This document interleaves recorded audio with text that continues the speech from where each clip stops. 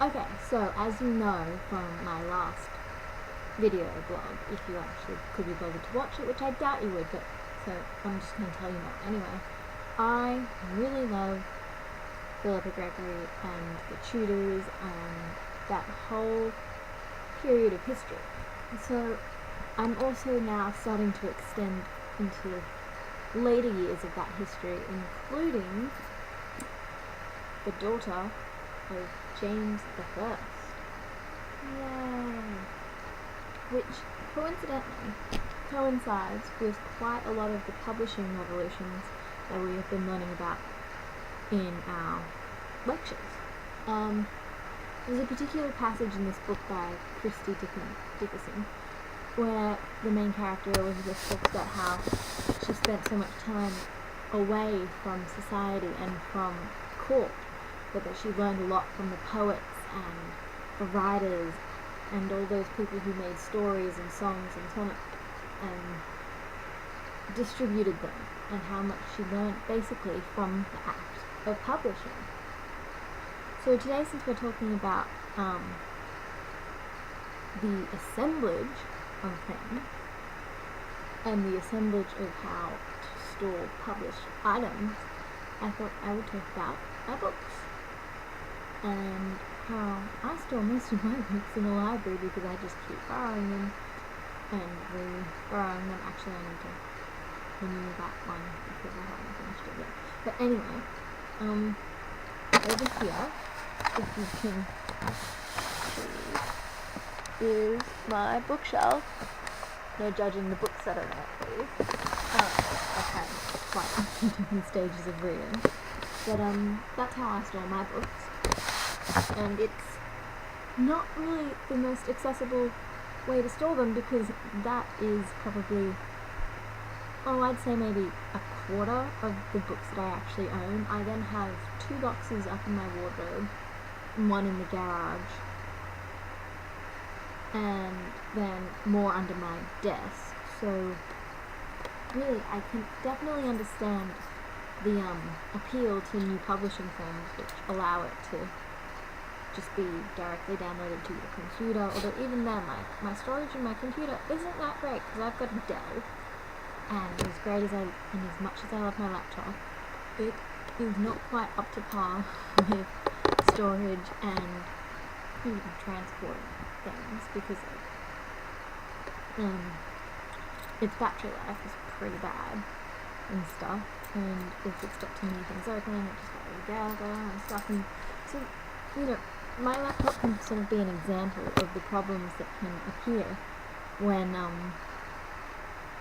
storage goes wrong, because I mean, whilst we have read articles about how, you know, there could be rottings in the places where they store books and newspaper, and they assemble all those, and how they can try and burn them and just get rid of them because of all that, we really cannot assume that these electronic devices will continue to be able to store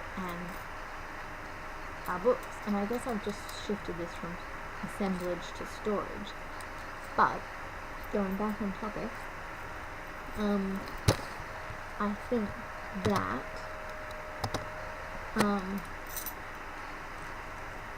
you know how they said in the lecture that very few people today read intensively, but they read a lot.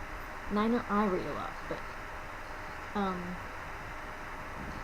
I still have my favorite books that I read and reread over again. Like, I've had books that I've read countless amounts of times, and so I don't necessarily think that it's true. I mean, if you're a true book lover, then I think that, you know, no matter what form it's even in, if you love a book, then you are going to reread it, and you are going to intensively take it in and think about the message it shows you. Because, like, I have a type of book that I like. If I read stuff that I didn't like, then maybe I wouldn't take that much in. And obviously, it's hard to take things in with the readings that we have because they're so dense and different to what we're used to.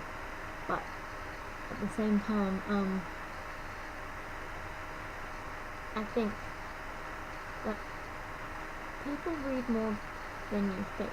I mean, they may not be reading books, but they are reading something. They're reading online comments. They're reading the real life stories of their friends, really. They're assembling a network of different lives that they're connected to. Today is very much about the network, and so it may not seem intensive to you or anyone really, but it can be, because it's still this deluxe, massive thing. Anyway, I am babbling about probably what Anderson was calling imagined communities, really, because that's just what we are reading about now. We're reading about our imagined communities with what came with literature and what came with newspapers. I mean, there's imagined communities of fandoms, there's imagined communities of people who live in the same city. Like, I am a part of Sydney's community, but I probably only know 0.2% of people who live here. So my feeling of community is really just imagined. So anyway, I was just thinking about how we said that when you publish online, you start to imagine the publics that you would read and watch and interact with your publishing, and it's true, a lot of the stuff online is geared towards specific people, but that's also true of pamphlets and books and everything else. So I'm very much more aware of what I publish. I mean, that's why we have such big deals about the whole privacy issues online. And I start to think, if I post on my friend's wall publicly saying, how was, that weekend party that you went to, then I'm letting every one of her friends, as well as possibly my friends, know what that I know about a party that she went to, which others may not have known about, which others may not have even been invited to. Like, you have to think a lot more about what goes out, because I feel, although online, well, people say that, you don't get affected, but obviously seeing all the bullying things people do. But online,